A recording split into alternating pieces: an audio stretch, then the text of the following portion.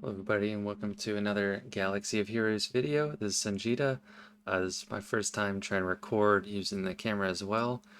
Today I am going to be experimenting in counters against the Profundity, the newest ship on the block.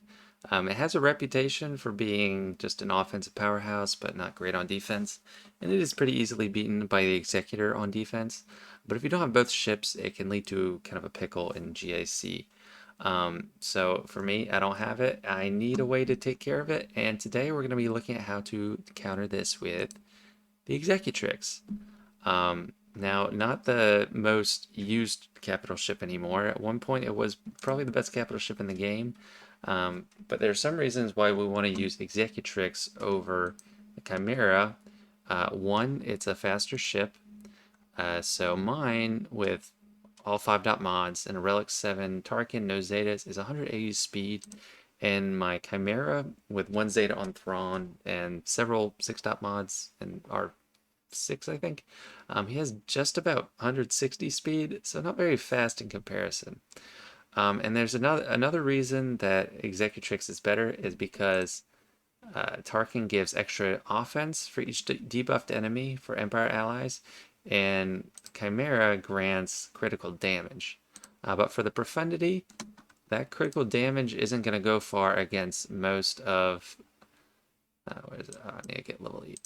Against every fleet you're going to come across, because cargo ships are immune to critical hits, crewless tanks are immune to critical hits.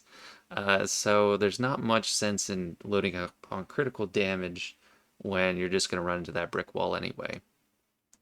Another thing that makes this hard for Empire fleets, standard Empire fleet, is this clause is basically designed to shut down that fleet specifically. So it calls out TIE Advance 1 specifically. If it's deployed at the start of battle, increase the cooldown of collar and reinforcement for the enemy capital ship by 1. So you can't immediately bring in the TIE Interceptor anymore if you start the TIE Advanced. So that shuts that down. And allies and enemies are immune to turn meter manipulation. This is huge because you can't have any kind of shenanigans with the TIE fighter pilot giving turn meter to the capital ship. If you could, this would be much easier, but you can't. So that's a key facet of the Profundity that makes it so hard to deal with. And it's built around, similar to Home 1, lots of assists building up to that ultimate. So what makes this run primarily is the TIE Bomber. The TIE Bomber is great against Rebels. It's very tanky, as you can read everything here. And if if there are any target locked enemies, any Rebel enemy is target locked, then all Rebel enemies deal 50% less damage, and when enemies are inflicted with burning, they have minus 25% offense doubled for light side allies. So that really reduces the offense once you finally get to take a turn. But it's a very slow ship, 154 maxed out. So since you can't get extra turn meter, the only way to get to that burning attack is to survive a long time through a lot of hits. And that's when the Emperor's shuttle comes in. So the shuttle, the stats aren't as important. What's important is this ability. Empire and Sith allies gain protection up 20% for 2 turns when critically hit, which is a lot with this fleet. It's kind of a death by 1,000 cuts fleet. Double to 40% for Empire Sith allies while taunting. Now that is huge.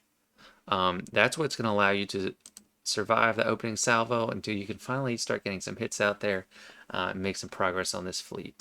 Now the third member is up for theory crafting. I used the Imperial TIE Fighter in a successful run. It's mainly good because it's got decent health-ish. It's got some speed, 201. It's got high dodge chance, so you can get some dodges in and help it survive longer. But can apply target lock with its basic. So you want to apply target lock as soon as possible to get your TIE Bomber taunting and soaking up that damage. Another possibility is TIE Advanced. I did get a win with TIE Advanced as in the 3rd slot, but I didn't record it because I got a phone call as I was recording it on my phone, and it cut out the footage. But he helps as well by keeping target locks on enemies, and you just need some damage. So he's a huge damage dealer. You also want the TIE Interceptor and reinforcements. It's pretty much a must. And mine is pretty weak. So as you'll see, I win one of the matches, and I have make some good progress in the others, but I only have a Gear 11 Second Sister. So Relic Second Sister, I'm sure would make a big difference. So that's why I want to see some other theory crafting on this. The reinforcement dispels all buffs on allies and does a lot of other good stuff, and you can get some damage out with this guy. So that's a very important facet of the counter as well. So the opponent we're going up against, I had to fight the same guy every time because I only have one Profundity in my fleet shard, but he has a maxed out Profundity. His Admiratus is maxed out. He's got all 6-dot mods, all his abilities maxed, so it's about as good as they come. And then the Hans Millennium Falcon for this fleet is very strong as well. R8 for both pilots, both the Zetas, all their abilities max, get 6-dot mods on everybody. So that's just almost as strong as they come. I don't think many people put R9 on Han and Chewie unless they do that to everyone. And he's also got an R7 dash with his abilities maxed and 6-dot mods as well. So now let's look at the actual battles. In this first battle, I did use the TIE Fighter as the third slot. I did win this one.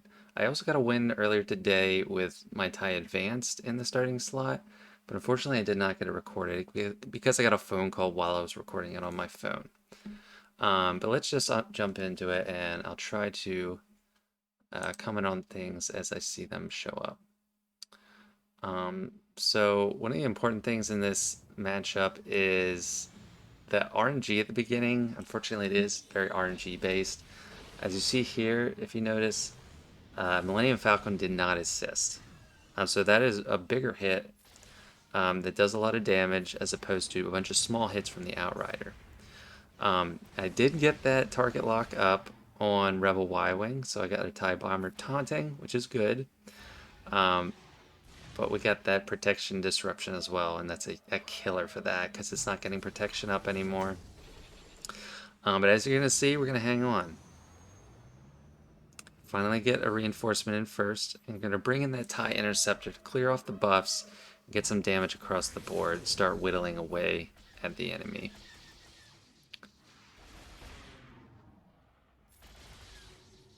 And I used basic here with Emperor Shell because it does a lot more damage than its special, actually. But we took out Rebel Y-Wing, and that is just the first step towards surefire victory. The next step is to take out Hans Millennium Falcon as soon as you can. You have way more damage on this team when you have TIE Advance in the lineup, but it was a little bit harder to get him to survive at the beginning.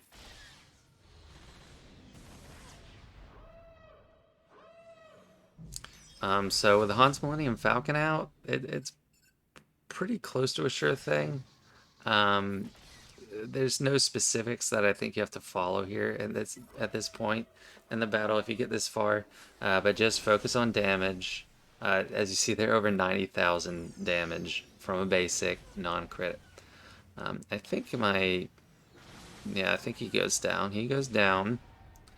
But just working away, it's just slow at this point. But they can't get their ultimate off anymore. They don't have all that assisting capability. They don't have the Outrider doing damage all the time. And I think I finished this one out with Tarkin's ultimate. I kind of miss using his ultimate. Like, it rarely comes into play anymore, but back in the day, it was just so satisfying to see that TIE Fighter party come in and just decimate the opponent. And yep, here it is. That's the I win button. So that's the first matchup, successful one, and that's what we want to build on from here. So here's another battle. We weren't as fortunate in this one. This is not a win, but to me, I think this is a good setup for a two-shot if you're in Grand Arena. And after the results after this battle would make it much easier to clear In my last Grand Arena battle, I would have taken a 2-shot. That just would have been everything I needed to win. But as you see, the TIE Fighter goes down right away. But that doesn't necessarily mean that it's over, because you want their attacks to be targeted at the bomber. It's primarily what you want. I kind of got lucky with the Rebel Y-Wings attack there. It didn't put protection disruption on anyone. But we're able to take out, I think, a couple of ships here with this. So I think I opted to bring in the TIE Advance because I didn't have a lot of debuffs I needed to dispel. I just wanted more damage out there. So I took a big chunk out of Rebel Y-Wing and then took him out with the TIE Bomber. So I was feeling pretty good. I was like, I might actually win this, even though I lost my third starting team member. But I didn't end up winning. As you can see, Emperor Shuttle tanked a lot of hits there, which is huge. I used the basic again, trying to get more damage. Killed Biggs. And I'm not sure if I killed anyone else here. I actually think I didn't. But just getting that tank out is very big for this. I tried to make some progress on Outrider. I think I actually I might have killed Outrider here as well. Let's see.